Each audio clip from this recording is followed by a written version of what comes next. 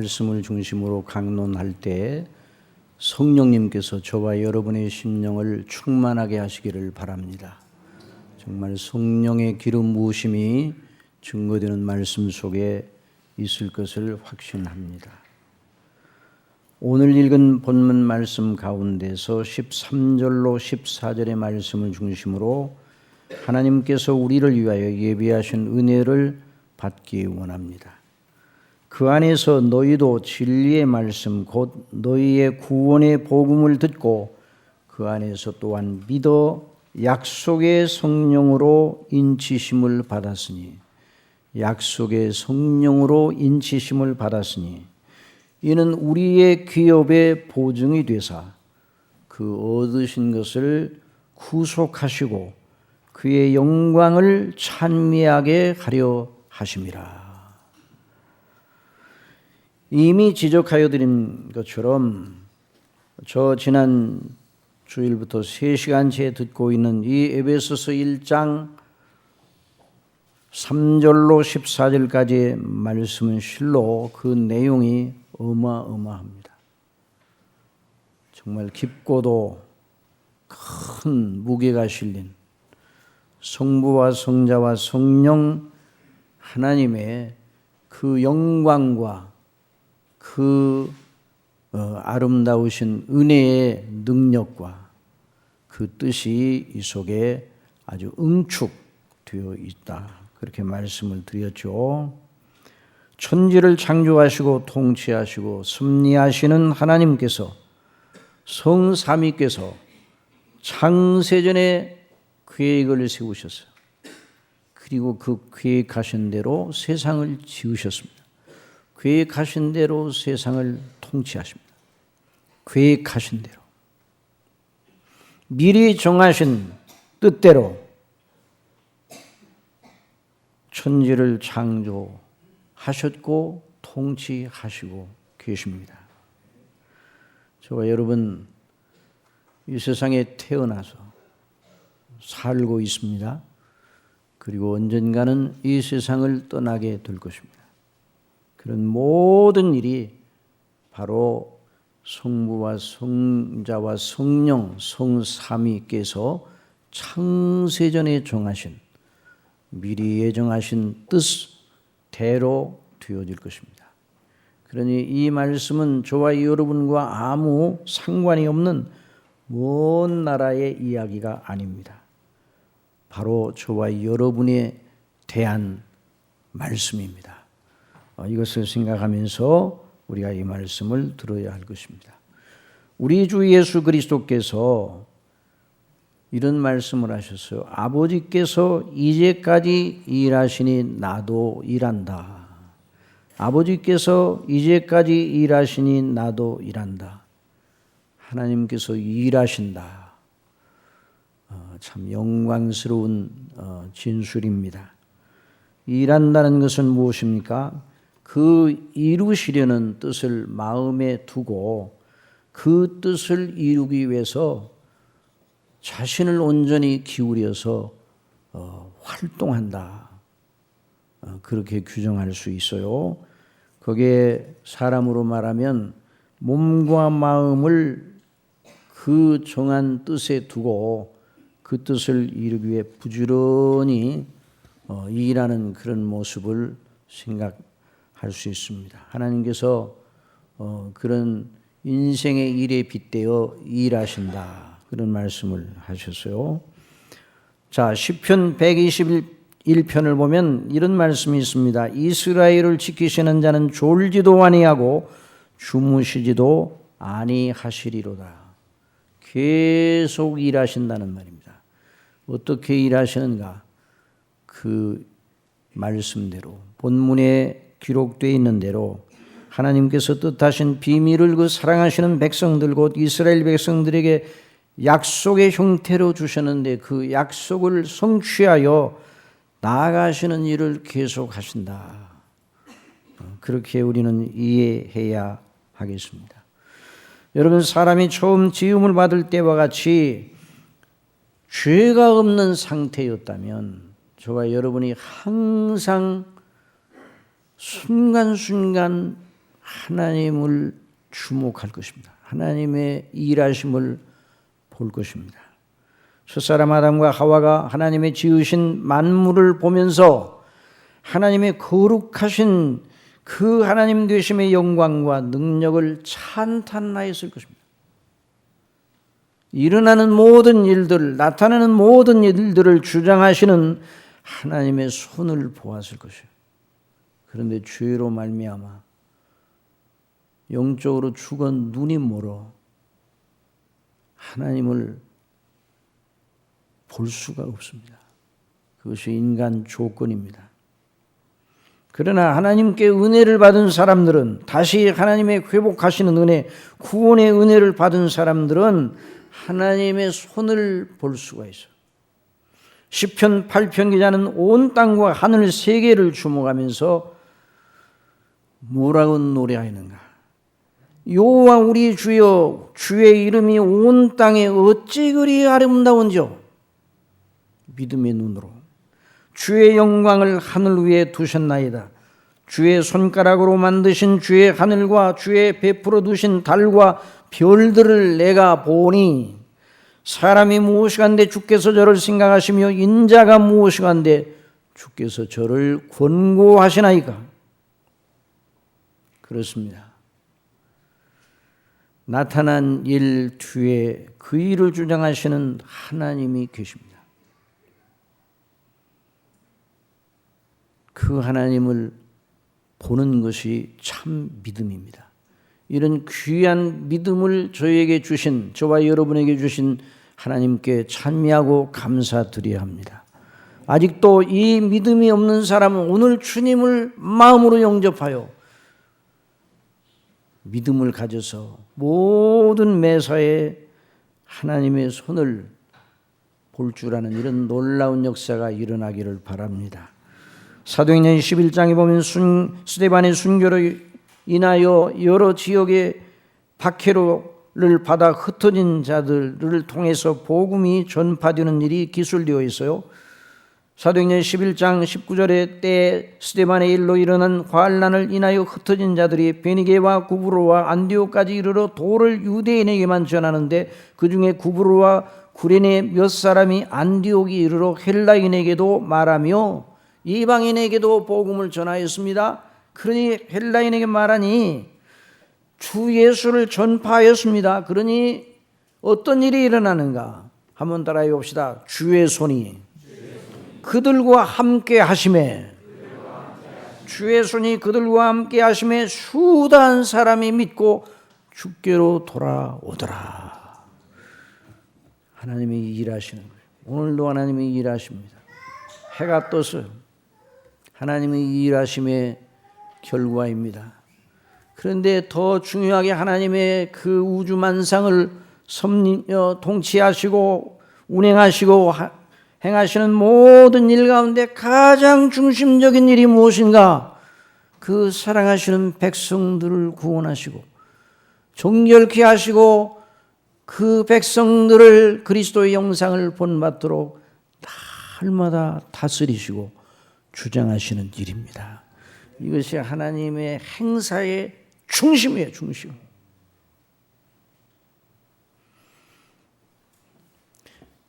하나님께서 구원하시는 손을 당신의 사랑하시는 백성들에게 내미시는 것입니다. 그러나 반면에 죄를 벌하시고 징치하시는 두려우시는 하나님의 손도 있습니다. 사도행전 13장을 보면 안디옥 교회에 파송을 받아 지중해 여러 섬으로 가서 복음을 전하는 바울과 바나바의 전도가 기록되어 있는데요. 거기 이런 대목이 나옵니다. 사도행전 13장 6절에 온 섬 가운데로, 여러 섬 가운데로 지나서 바보에 이르러 바 예수라는 유대인 거짓 선지자 박수를 만나니, 이 박수는 무당을 말하는 무당. 그가 총독 서기오 바울과 함께 있으니 서기오 바울은 지혜 있는 사람이라 바나바와 사울을 불러 하나님 말씀을 듣고자 하더라. 사람이 하나님의 말씀을 들을 마음이 생기고 하나님께 예배하고 싶은 마음이 생기면 정말 하나님이 사랑하시는 자입니다. 그래서 사람이 그렇게 변화가 일어나는 게 성령님으로 말미암아. 그런데 이 박수 엘루마라는 이 거짓 선지자, 이 무당이 저희를 대적하여 바나바와 바울을 대적하여 총독으로 믿지 못하게 힘쓰니 사도 바울과 바나바를 통해서 복음이 전도돼서 그 서기오 바울에게 예수님을 믿어야 합니다. 예수님을 믿지 아니하면 모든 인생은 멸망입니다. 예수님을 믿음으로 값없이 은혜로 주시는 구원을 받으세요. 그렇게 권고하며 말씀을 증거하는데 이 박수 엘루마가 방해를 해요. 믿지 못하게 힘을 써요.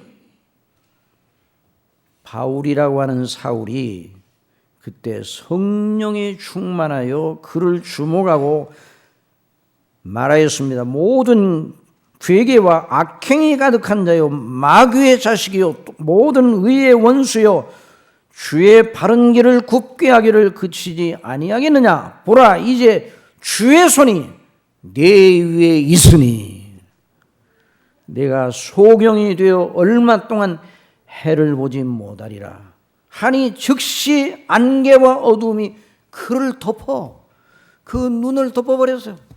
인도할 사람을 두루 구하느니라 대번에 눈이 멀었어.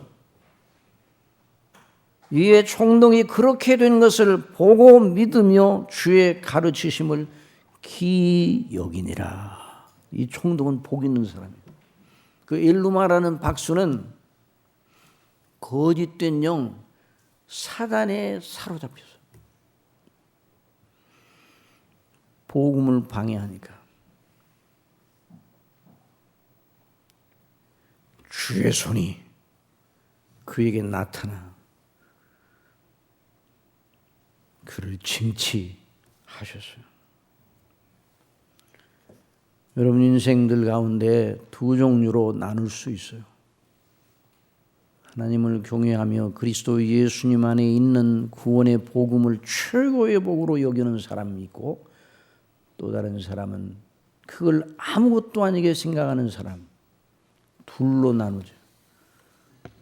두 인생의 기로가 어떠하든지 종착점은 둘로 나누죠. 하나는 영원한 진노의 지옥이고 또 다른 하나는 영원한 복락의 낙원 아버지의 집입니다.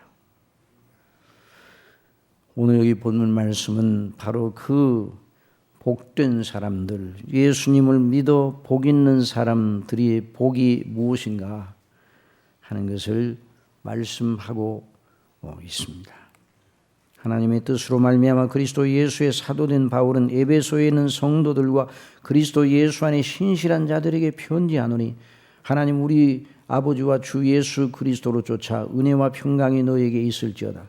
찬송하리로다. 하나님 곧 우리 주 예수 그리스도의 아버지께서 그리스도 안에서 하늘에 속한 모든 신령한 복으로 우리에게 복 주시되 우리에게 복을 주셨다. 그래서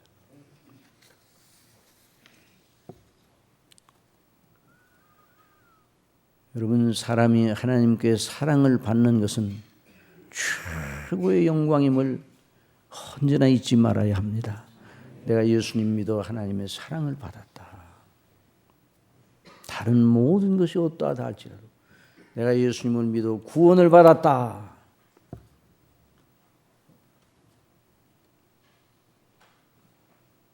조금 덥죠? 저 에어컨을 좀 틀어요. 우리가 구원을 받았다. 너무 영광스러운. 우리 예수님께서 세리요한에게 세례를 받으실 때에 예수님은 죄가 없으시니 회개할 필요가 없고 세례 받으실 필요도 없었어요. 그래서 요한이 아니 제가 세례를 당신께 받아야 되는데 당신이 내게 나오나니까 아니다. 일을 행하여 의를 이루어야 한다. 그래서 세례를 받으셨습니다. 그런데 세례 받으실 때에 어떤 일이 일어났습니까? 성령께서 비둘기처럼 예수님의 위에 머물러 계셨습니다. 그리고 하늘로부터 음성이 들렸습니다. 이는 내 사랑하는 아들이요 내 기뻐하는 자라. 이는 내 사랑하는 아들이요 내 기뻐하는 자라.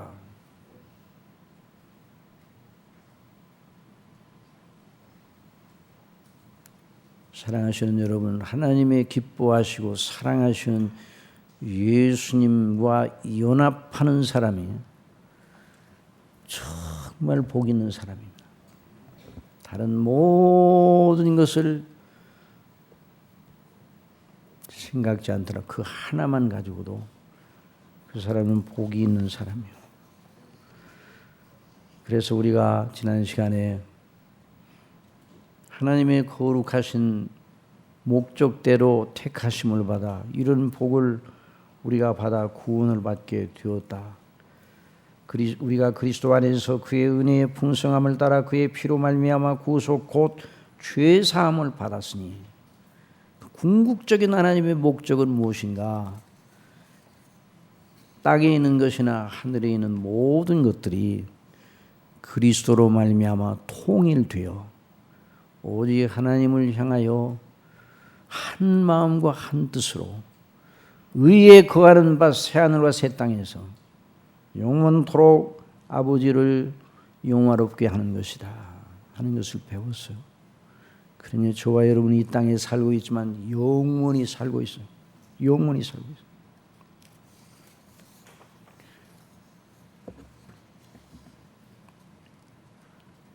이렇게 영원한 영광의 소망을 가지고 있는 우리가 이 말씀을 들으면 거인이 된 느낌이에요. 거인. 우리가 소인입니까? 거인입니까? 난장의 나라, 그 뭐 동화처럼 난장의 나라 있고 거인 나라 있는데 정말 그리스도와 연합한 자들은 위대한 거인이 된 느낌입니다. 그래서 이 땅에 살아가면서 겪는 모든 인생의 파고가 있기는 하나 그 인생의 파고를 우리 발밑으로 밟고 가고 있다는 이런 느낌을 우리가 가지게 돼요. 그런데 이것은 느낌의 문제가 아니에요. 이것은 정말 영원한 현실이 되는 놀라운 진리인 것입니다. 느낌은 사라지는 거예요. 우리가 예수님을 믿어 구원을 받아 은혜를 받은 그 은혜는 우리의 마음과 생각과 우리의 그 인격의 전 내면에 중대한 변화를 일으키는데 그러나 우리의 정서가 어떤 때는 약해지기도 하고 어떤 때는 더 충만해지기도 하고 하나님을 향한 우리의 정서가 아주 불같이 일어나기도 하지만 어떤 때는 세상을 향한 생각도 우리 속에 일어나기도 합니다. 그래서 우리의 느낌이 왔다 갔다 합니다. 그러나 하나님께서 우리를 사랑하시는 이 사랑, 하나님이 우리를 향하여 정하신 목적, 하나님께서 우리를 그 영광의 목적에 참여시켜서 자녀가 되게 하시고 하나님 나라의 영원한 백성이 되게 하신 그것은 느낌의 문제가 아니라 사실입니다. 진리입니다. 다른 건 다 무너져도 그건 무너지지 않습니다. 스폴전 목사님이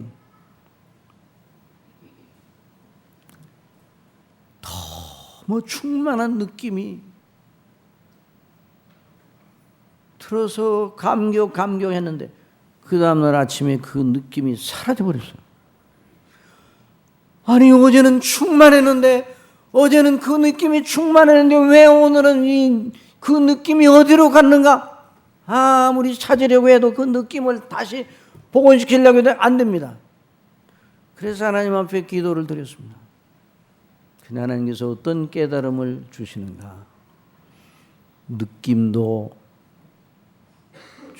중요한데 네가 붙들어야 되는 건 진리야, 진리. 느낌이 아니라 진리다. 사실이다. 내가 너를 사랑하였고 내가 너를 위하여 독생자 예수 그리스도를 통해서 그 피로 죄 사함을 주셨고 하나님의 나라의 영원한 백성으로 삼으셨고 너는 영원한 기업을 물려받을 내 아들이라. 그게 사실이에요. 그 사실을 묵상하니까 다시 기쁨이 솟아납니다. 그러니까 우리 정서, 느낌, 은혜를 받는다고 느낌을 더 충만하게 가지면 좋겠지만 그 느낌은 따라오는 것이지 앞서는 것이 아니에요.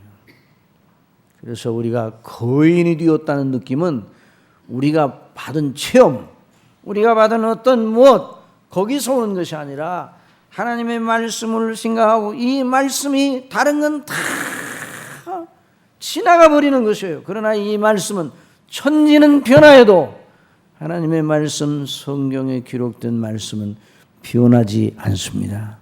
그래서 이 말씀이 무엇을 의미하는가를 잘 주목해야 합니다. 그러면 세상을 이길 수가 있는 거예요. 그래서 요한계시록의 성도라는 그 말 대신 뭐라고 성도를 지칭했는가? 한번 따라합시다. 이기는 자. 이기는 자로 지칭했어요. 이기는 자. 죄를 이기고 세상을 이기고 마귀를 이기고 이기는 자요. 믿음으로. 그러니까 믿음은 정지되는 것이 아니에요. 역동적인 것이에요. 뭐라고요? 역동적인 거예요. 역동적인 거예요. 네? 생명은 역동적인 거예요. 생명은. 영생은 역동적인 것이죠. 금방 사라져 버리는 것이 아니라 영원히 우리 앞에 우뚝 서 있는 사실이에요. 그래서 요한일서 5장 4절에 대저 하나님께로서 난 자마다 세상을 이기느니라. 세상을 이긴 이김은 이것이니 우리의 믿음이니라. 예수께서 하나님의 아들이심을 믿는 자가 아니면 세상을 이기는 자가 누구뇨? 이는 물과 피로 임하신 자니 육체로 임하셨다는 말이에요. 그리고 예수님이 죽으셨다는 말이에요. 피를 흘리셨다는 말이에요. 곧 예수 그리스도시라. 물로만 아니요 물과 피로 임하셨고 증거하는 이는 성령이시니 성령은 진리니라. 그러니까 하나님의 성령께서 우리 속에 역사하셔서 어떤 일을 하시는가 본문이 증거를 하고 있습니다. 다시 에베소서 1장 13절 14절의 말씀을 읽습니다. 그 안에서 우리 다 같이 한번 읽어봅시다. 시작. 그 안에서 너희도 진리의 말씀 곧 너희의 구원의 복음을 듣고 그 안에서 또한 믿어 약속의 성령으로 인치심을 받았으니 이는 우리의 기업의 보증이 되사 그 얻으신 것을 구속하시고 그의 영광을 찬미하게 하려 하심이라. 여러분, 저는 이 말씀을 준비하면서 마치 우리는 거대한 어마어마한 금액이 적혀있는 어음장을 받았다는 그런 가정을 한번 해보았어요. 이 본문 말씀은 우리에게 주신 하나님의 어음장입니다. 누구의 어음장이라고요? 하나님의 어음장이에요. 어음은 무엇입니까? 일정한 금액을 제가 이제 국어사전에서 어음이라고 이제 뭘 어떻게 정의했는가 봐요. 일정한 금액을 일정한 날짜와 장소에서 지급하기로 약속한 유가 증권, 현금과 똑같이 된단 말이에요. 그때 그 날짜가 제대로 된다면 환어음과 약속음이 있다 이렇게 규정되어 있습니다.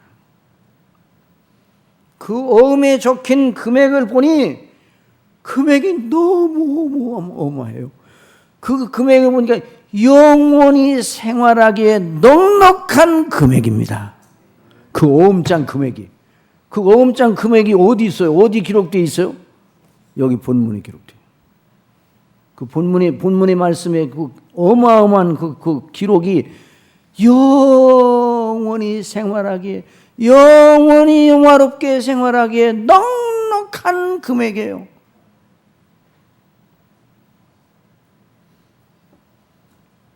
그리고 어음장마다 발행일이 있죠? 발행일.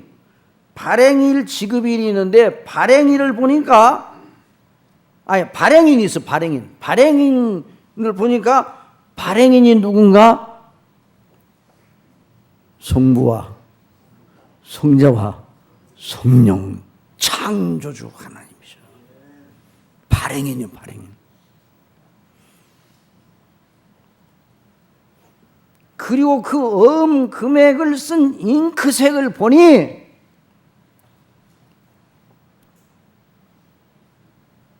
누구의 피로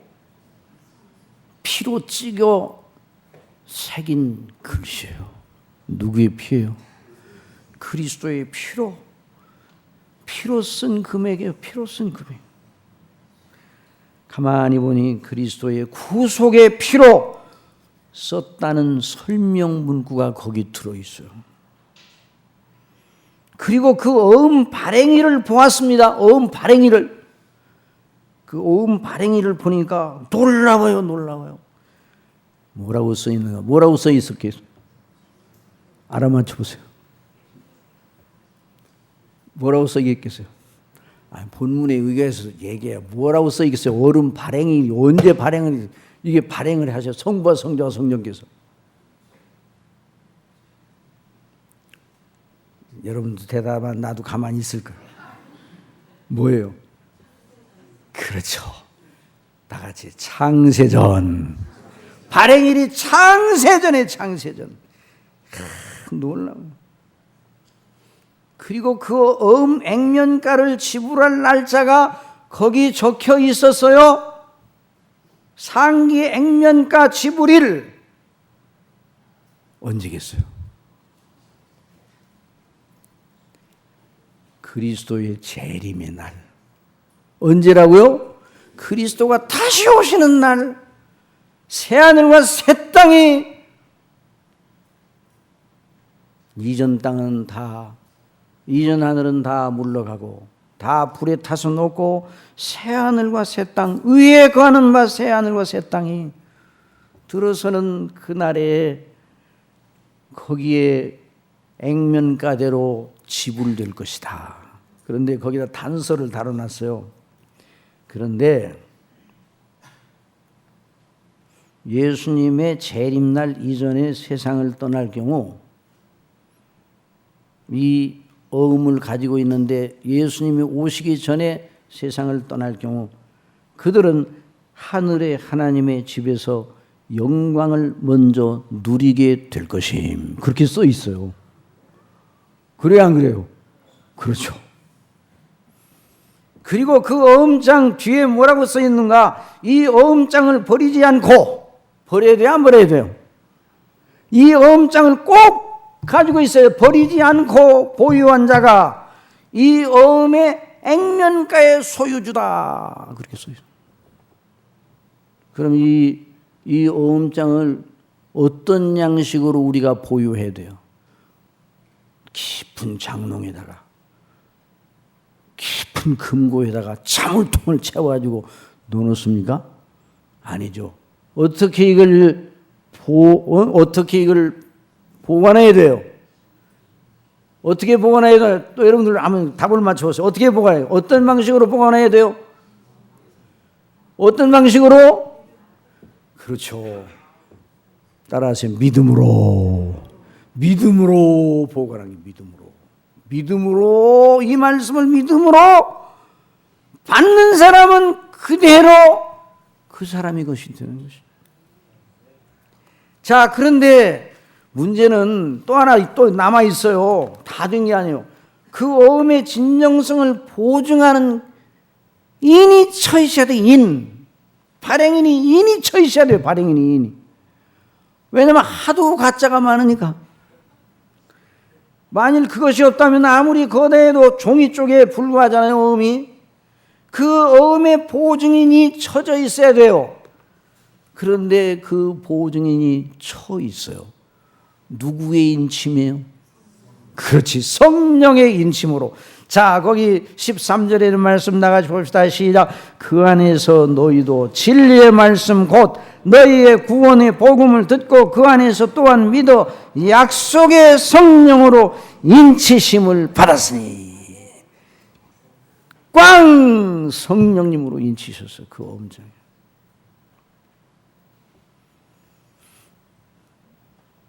참 놀라운 말씀입니다.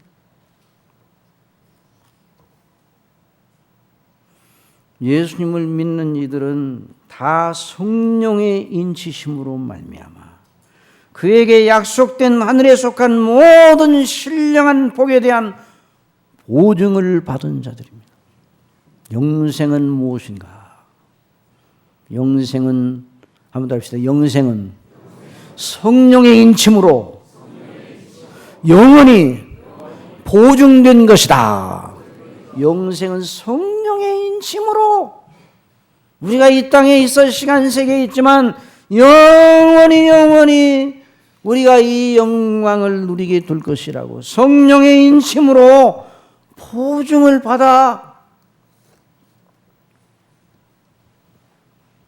구속하셨어. 이미 사셨다 그 말입니다. 서양이나 동양, 예나 지금 인류 역사가 시작되고 사회생활이 진행되면서 반드시 있던 관리가 바로 인침의 인침. 도장이 있어야 돼. 그 확정된 도장이 있어야 돼. 어떤 문서든지 그 문서의 진정성, 효력이 있으려면 법적인 공인기관의 도장이 있어야 돼요. 우리가 쓰는 지폐도 한국은행장에 발행을 하니까 한국은행장에 도장이 있어야 돼요. 그것이 없으면 위패. 아무리 정밀하게 똑같은 돈이라도 정당한 절차를 통해서 공인된 도장이 있어야 그게 진폐가 되는 것입니다. 여러분, 그러니 하나님께서는 땅에 있는 당신의 사랑하시는 백성들 각 사람, 저와 여러분을, 예수 그리스도를 구주로 믿는 저와 여러분을 아무 조건이 없어 다 우리는 죄로 말미암아 하나도 하나님 앞에 내놓을 것이 없는 다 죄인이었어요. 그런데 예수님이 우리 대신 위하여 십자가에 못 박혀 죽으신 그 놀라운 구원의 구속의 은혜를 믿는 우리를 구원하시어 하늘에 속한 모든 신령한 복의 영광에 동참하게 하셨는데 절차가 있어. 절차. 그런데 하나님이 어떻게 우리를 동참하게 하시는가? 그 절차를 배웁니다. 이 어음장을 하나님께서 주셔서 성령님으로 인쳐진 이 어음을 우리에게 주실 때 어떤 방식을 취하시는가 하는 걸 한번 알아봅시다. 첫째, 자, 에베소 1장 13절 다 같이 봅시다. 시작. 그 안에서 너희도 진리의 말씀 곧 너희의 구원의 복음을 듣고, 여기까지. 이게 첫 번째 절차예요.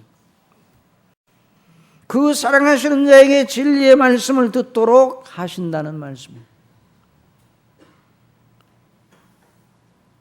그 일이 없이 하나님의 구원이 일어나는 적이 없습니다.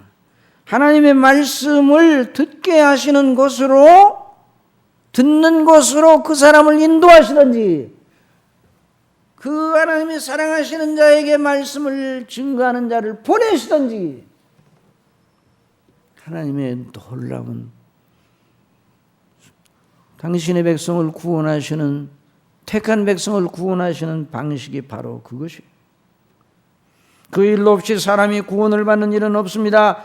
그래서 교회가 서 있다는 건 사랑하심을 받은 자들이 하나님께 구원을 받아 참으로 하나님께 예배하고 복음을 증거하고 그 복음을 통해서 믿는 사람들이 구원을 받도록 하시는 거예요. 그래서 고린도전서 1장 20절 지혜 있는 자가 어디 있느뇨, 선비가 어디 있느뇨, 이 세대의 변사가 어디 있느뇨, 하나님께서 이 세상의 지혜를 미련케 하신 것이 아니뇨, 하나님의 지혜에 있어서는 이 세상이 자기 지혜로 하나님을 알지 못하는 거로. 다 같이 한번 따라합시다. 하나님께서 전도에 미련한 것으로 믿는 자들을 구원하시기를 기뻐하셨다. 전도에 미련한 것이라는 말이 설교에 미련한 것이라는 말이에요. 물론 개인 전도도 뭐 여기에 다 포함시켜 말할 수는 있지만 더 중요하게 교회에서 증거되는 설교에 미련한 것으로. 그러므로 교회가 하나님의 교회가 목숨을 걸고 지키고 시행할 일은 복음의 말씀을 전파하고 설교하고 그 말씀을 증거하는 선교하는 일, 이것이 교회가 지상에 있는 목적이에요. 그걸 상실하면 더 이상 교회가 아닙니다.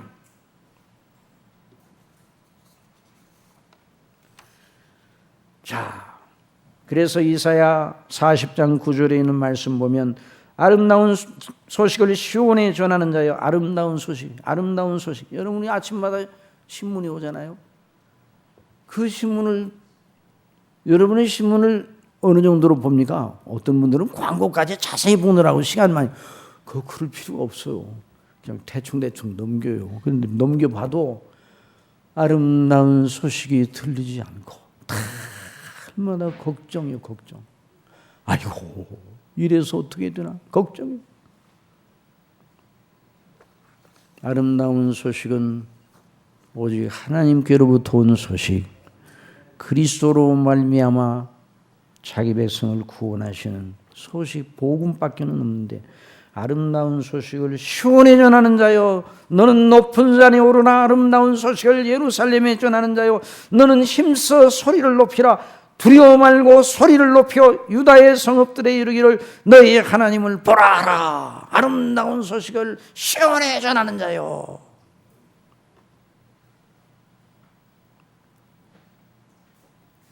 정말 놀라운 일이, 교회가 서 있는 건 그걸 위해 서 있는. 또 이사야 61장 1절에 주 여호와의 신이 내게 임하셨으니 이는 여호와께서 내게 기름을 부으사 가난한 자들에게 아름다운 소식을 전하게 하려 하심이라.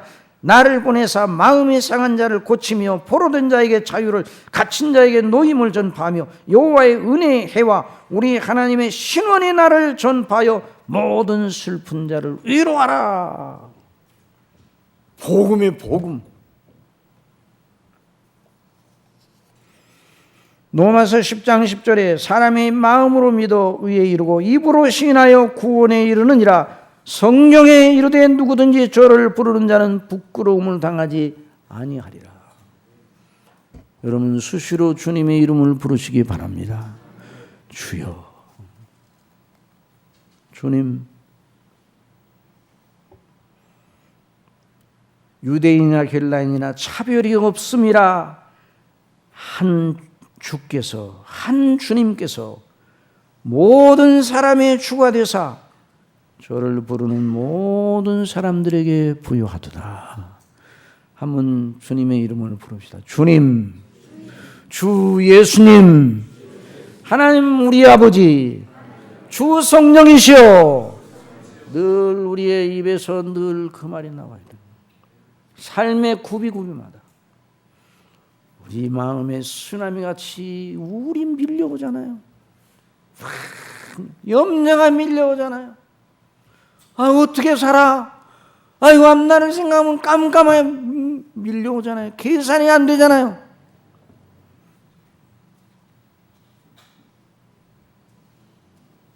그러나 주님을 부르시기 바랍니다. 주님은 만유의 주님이십니다. 전지전능하신 분입니다. 그분이 우리를 위하여 당신의 독생자 예수 그리스도를 내어주시고 그분이 우리를 위하여 피 흘려 죽으셨습니다. 그러므로 그리스도를 믿는 사람은 어떤 경우에도 절대 절망을 하지 않는 거예요. 주님의 이름을 부르는 것이죠. 그의 누구든지 저를 부르는 자는 부끄러움을 당하지 아니하리라. 그래서 주의 이름을 부르는 자는 구원을 얻으리라. 그런즉 저희가 믿지 아니하는 일을 어찌 부르리요? 듣지도 못한 일을 어찌 믿으리요? 전파하는 자가 없이 어찌 들으리요? 보내심을 받지 아니하였으면 어찌 전파리요? 기록된 바 아름답도다. 좋은 소식을 전하는 자들의 발의함과 같으니라. 제가 어느 분 통해서 그 통계가 정확한지는 몰라도 참 우리나라가 여전히 복된 나라기는 복된 나라예요. 교회가 6만 교회, 전국에 얼마 된다고요? 놀라지도 않으시네. 6만 교회,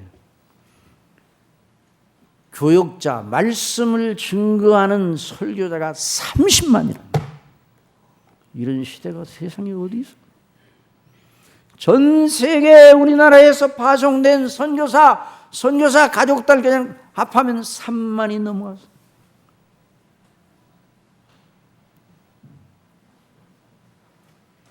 백수십 개국에 다 선교사를 파송합니다. 다 부족하고 한국교회에 들려오는 여러 가지 누추한 소식들이 있기는 하지만 그럼에도 불구하고 하나님의 말씀이 증거되는 교회가 서 있다는 게 너무 놀라운 일이에요. 방방곡곡 동네마다 교회 없는 데가 없어요.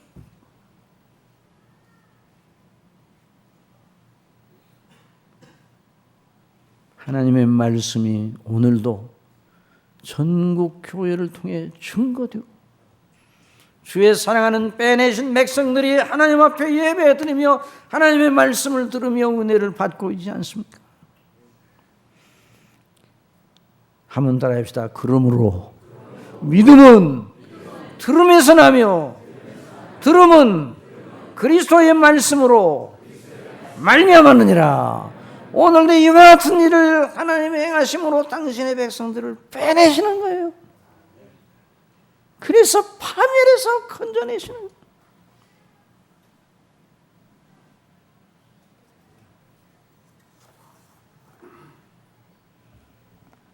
거기 13절에 있는 말씀, 그 안에서 너희로 진리의 말씀 곧 너희의 구원의 복음을 듣고, 두 번째 놀라운 역사 한번 따라합시다. 그 안에서 또한 믿음을 주시는 거죠.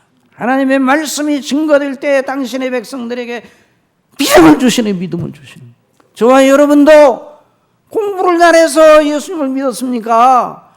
의지가 강해서 예수님을 믿었습니까? 착해서 예수님을 믿었습니까? 아니에요. 하나님이 사랑하셔서 우리는 믿음을 갖게 하시는 놀라운 역사를 주셨어요.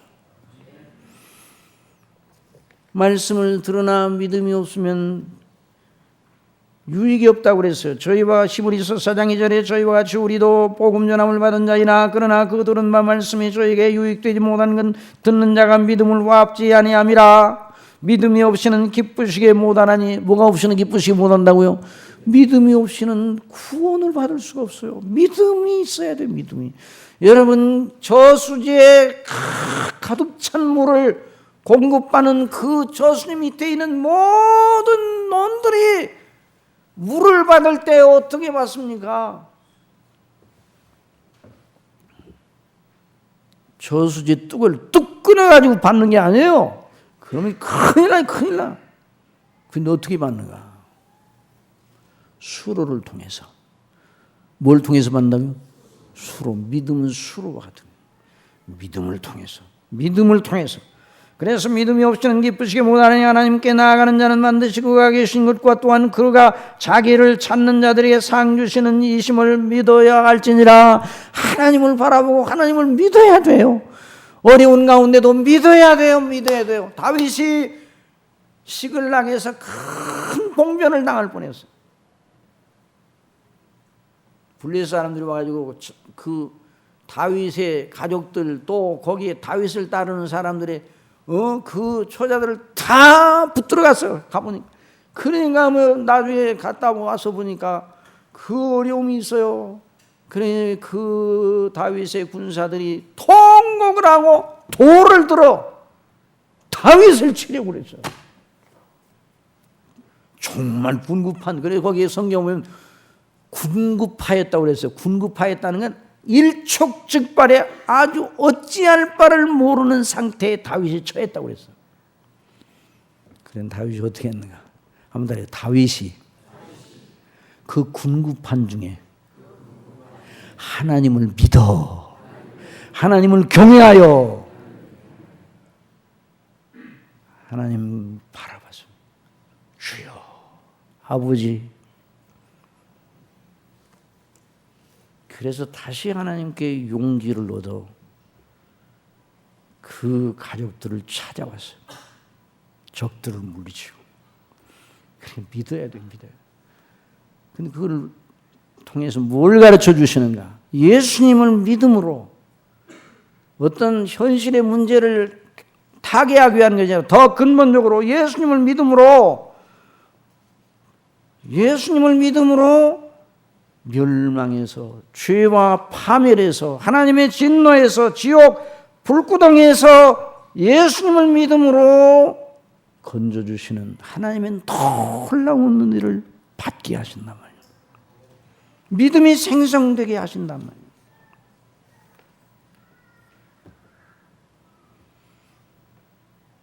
너희가 거듭난 것이 썩어질 씨로 된 것이 아니요 썩지 아니할 씨로 된 것이니 하나님의 살아있고 항상 있는 말씀으로 되었느냐. 말씀이 전파될 때 믿게 하시는 놀라운 역사를 하나님께서 주시는 것이죠. 누구를 통해서? 누구를 통해 주신다고요?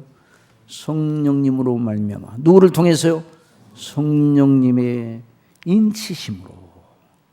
그래서 여기 있는 본문 말씀을 보면요, 영어 성경의 그 번역본을 보면 이렇게 되어 있어요. 하나님의 말씀을, 복음의 말씀을 들을 때, 하나님께 놀라운 복음의 말씀을 들을 때, 거기 너희도 진리의 말씀 곧 구원의 복음을 듣고, 그냥 구원의 복음을 듣게 될 때에 또 믿었고 성령의 인치심을 받았느니라. 마치 동시적으로 일어나는 일처럼 되어 있어요. 말씀을 듣고 말씀을 믿고, 그런데 사람들 속에서만 그런 게 되는 게 아니라 말씀을 듣게 하신 분이 누구세요? 성령. 말씀을 믿게 하시는 분이 누구세요? 그래서 그 심령 속에 하나님을 경외하고 말씀을 듣고 정말 이대로 내가 있다가는 큰일 나겠구나, 예수님 믿어야 되겠구나 하는 의식이 생기는 거예요. 그래서 마음속에 예수님을 믿음으로 말미암아 구원을 받는 이 말씀을 내 것으로 삼아야 되겠다는 생각이 들어요. 이제까지는 예수님 없었어요. 하나님 없었어요. 그냥 이 세상의 것만 바라보고 그냥 부지런히 살았어요. 먹고 마시고 뭐 그것만 위해서 산 그런 삶의 양식이에요. 그런데 창조주 하나님이 계시다니, 아니 내가 하나님 앞에 죄인이라니 큰일 났구나. 그럼 내가 어떻게 해야 되는가? 하나님 나를 불쌍히 여겨주세요. 그리스도 예수님의 십자가의 대속의 놀라운 피를 말씀을 통해 듣고 들을 때 성령께서 그 마음을 감동해 주십니다. 그래서 베드로 사도가 오순절에 성령 충만을 받고 말씀을 증거했을 때에 어떤 일이 일어나는가? 사도행전 2장에 보면 그런 적이 이스라엘 온 집이 정령할지니 너희가 십자가에 못 박히는 예수를 하나님의 주와 그리스도가 되게 하셨느니라 하니까, 그 말씀을 듣고 거기에 있는 그 예루살렘에 있는 사람들이 그 말씀을 듣고 마음에 찔려. 어떻게 했다고요? 마음에 찔려 베드로와 다른 사도에게 물어, 형제들아 우리가 그러면 어떻게 해야 되겠는고? 베드로가 말하였습니다. 회개하여 각각 예수 그리스도의 이름으로 세례를 받고 죄 사함을 얻으라. 그리하면 성령을 선물로 받으리니 이 약속은 너희와 너희의 자녀와 모든 먼데 사람고 주 우리 하나님이 얼마든지 부르시는 자들에게 하신 것이라 하고 여러 말로 그들에게 권하여 그날 예수님을 믿고 세례받은 사람이 3,000명이나 되었습니다. 누구의 하신 일이라고요? 성령님의 하신 일입니다. 그래서 말씀을 듣게 하시고 말씀을 믿게 하시는 역사가 있어서 예수님을 믿지 않고는 견딜 수 없는 마음을 주셔서 구원을 받게 하시는. 그런데 사도 바울은 이 대목에서 그것을 하나로 묶어서 말하고 있어요. 말씀을 듣는 일, 아무도 안, 말씀을 듣는 일, 말씀을 믿는 일, 성령의 인침을 받는 일, 별개적으로 말하지 않고 하나로 말하고 있어요. 이전에 우리 한국교회가 여러 가지 신학적으로 혼란을 겪을 때가 있었어요. 은사주의자들이 이런 말을 했어요. 방언을 받지 않으면 성령 못 받은 것이다. 그랬는데 그건 유치하게 짝이 없는 아주 잘못된 교훈이에요. 여기서 성령의 인침은 은사의 문제가 아닙니다. 모든 하나님의 택한 백성들 한 사람 한 사람을 구원하시고 회심케 하고 거듭나게 하셔서 믿게 하시는 성령님의 은혜의 역사를 말하는 것입니다. 그래서 여러분 이 말씀을 들으면 내게 성령의 인침이 있는가? 여러분 한번 확인해 보세요. 여러분의 성령의 인침이 있어야 하나님의 자녀인데 있는가? 확인해 보세요. 제가 여러분에게 묻겠습니다.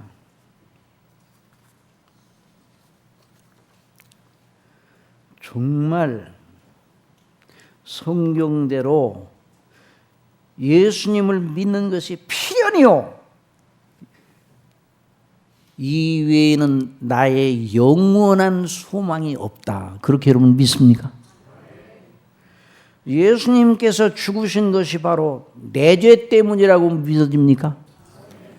하나님의 말씀 성경대로 모든 것이 된다고 믿습니까? 여러 믿을 가능성들 중에 하나를 택하여 예수님 믿겠다. 이러면 그 믿음이 아직 성령의 인침을 받지 못한 거예요. 그러나 예수님을 믿지 않고는 나는 절대로 복을 말할 수 없고 내 내세가 예수님 안에서만 보장을 받는다. 예수님의 피가 나를 대속하신 구속의 피라고 믿어지는 이런 놀라운 일이 있으면 그것이 바로 성령의 인침입니다. 성령의 인침에 어떤 이상한 체험을 하고 어떤 이상한 은사를 받고 그게 성령의 인침이 아니에요. 예수 그리스도를 구주로 믿고 어떤 경우에도 예수님 믿는 믿음을 빼앗기지 아니하고 예수님 믿는 것이 제1순위입니까? 2순위입니까? 1순위가 되어야 돼요. 그 사람은 성령의 인침을 받고 있고 성령의 보증을 받고 있어요. 왜냐하면 성령님으로 아니하고는 예수님을 주라 시인할 자가 없다고 말씀을 했어요. 여러분 믿습니까? 이것이 성령님의 인침이에요. 성령님의 보장이에요. 그러니까 예수님 믿고 구원받는 자는 이미 이런 놀라운 은혜를 받고 있고 여기에 보증이라는 말이 있는데 이 보증이라는 말은 무슨 말인가? 1차 계약금이에요. 1차 계약금. 여러분 집을 사고 팔 때 뭐합니까? 계약서를 쓰고 뭐합니까? 계약서를 쓰고 도장을 땅땅 찍고 서로 그냥 그럼 끝납니까? 그거 뭐가 오가야 돼요? 계약금이 오가야 돼요. 집을 사려는 사람이 계약금을 내서 그래야 계약이 성립이 되는 거예요. 그러니까 그 사람이 계약금을 내는 순간 그 집은 그 사람의 소유가 되었다고 봐야 돼요. 물론 앞으로 이제 완전히 이제 완부를 하기는 해야 되죠. 그렇긴 하지만 그 사람의 소유가 일단 된 것으로 법적으로, 그러나 사람 속에서는 계약금을 냈다가 못 내는 경우가 있어요. 그러니까 이 파기가 되죠. 그러나 하나님께서는 그런 일은 없습니다. 하나님의 1차 계약금을 하나님 편에서 주셨어요. 그러니 우리의 영원한 구원 문제를 위하여 앞에서 말한 모든 하나님의 말씀의 그 내용 전체를 보증하는 제1차 계약금으로 성령님을 보내주신 거예요. 시간이 좀 갔지만 이것만 하면 야곱이 백발의 노인 야곱이 날마다 그리워하는 아들이 하나 있었으면 누구예요? 누구? 죽은 요셉.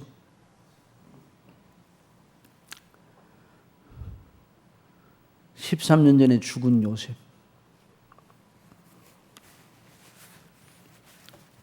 짐승에게 찢겨 죽었다고 알고 있어요. 그런데 그 형들이 요셉을 팔았잖아요, 애굽으로. 그런데 나중에 곡식이 떨어져 기근이 들어 곡식이 들어 그것도 하나님의 섭리 속에서 그래서 애굽에 가서 곡식을 사와야 되는 형편이 됐을 때 아들들이 가서 곡식을 너희들 가서 곡식을 사와라. 여기서 그냥 가만히 앉아 굶어 죽을래? 그래 갔더니 애굽에 그 애굽은 그 당시 애굽은 오늘날 미국보다 더 국제적으로 견고한 자리에 있었어요.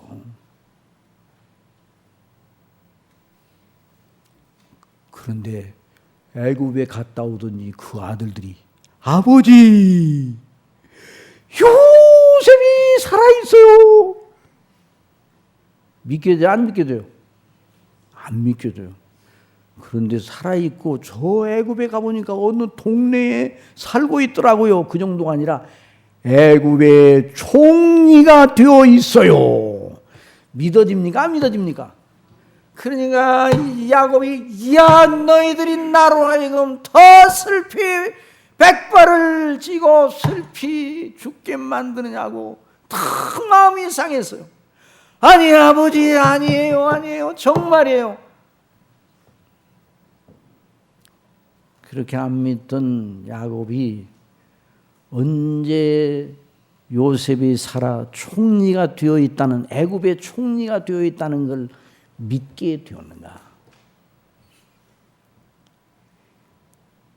총리 애굽의 총리 요셉이 보낸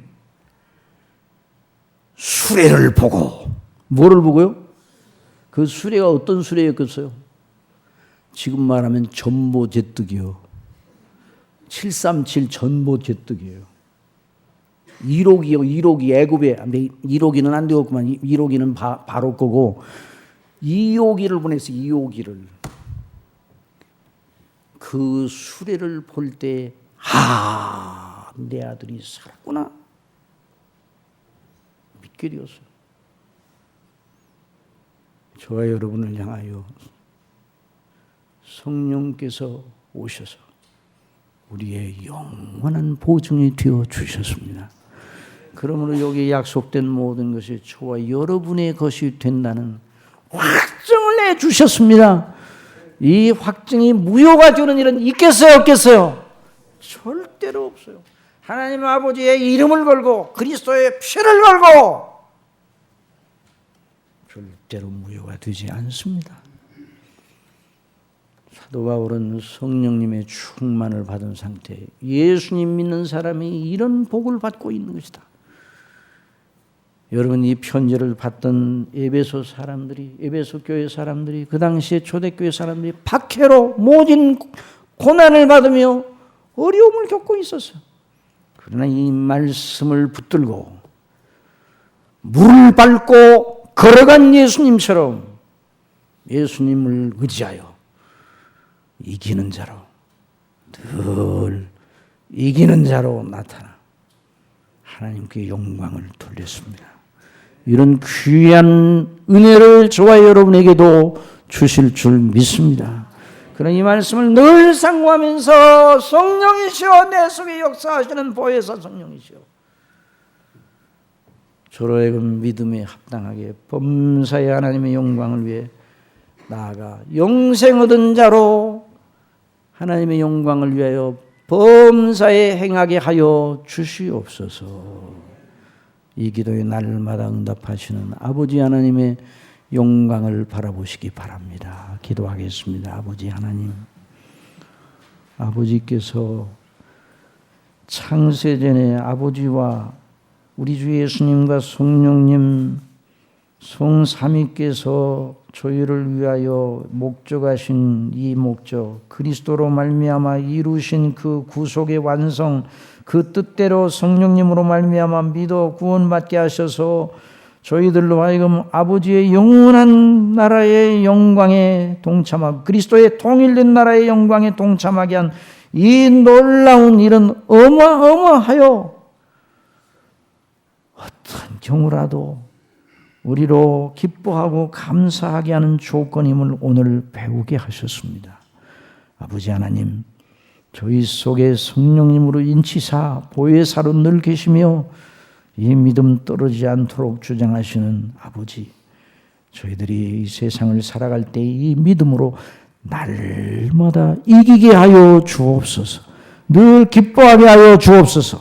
여기서부터 이 놀라운 믿음의 의식으로 모든 생각을 출발시키고 우리가 행하는 모든 일 속에 주의 영광을 인하여 기뻐하고 내가 사는 것이 바로 나를 사랑하사 구원하신 아버지의 이름, 사도 바울이 말한 것처럼 내가 육체 가운데 사는 것은 나를 사랑하사 자기 몸을 나를 위하여 버리신 하나님의 아들을 믿는 믿음 안에서 사는 것이라고 고백하는 것처럼 그 고백이 날마다 이어지게 하여 주옵소서. 예수님의 이름으로 기도드리옵나이다.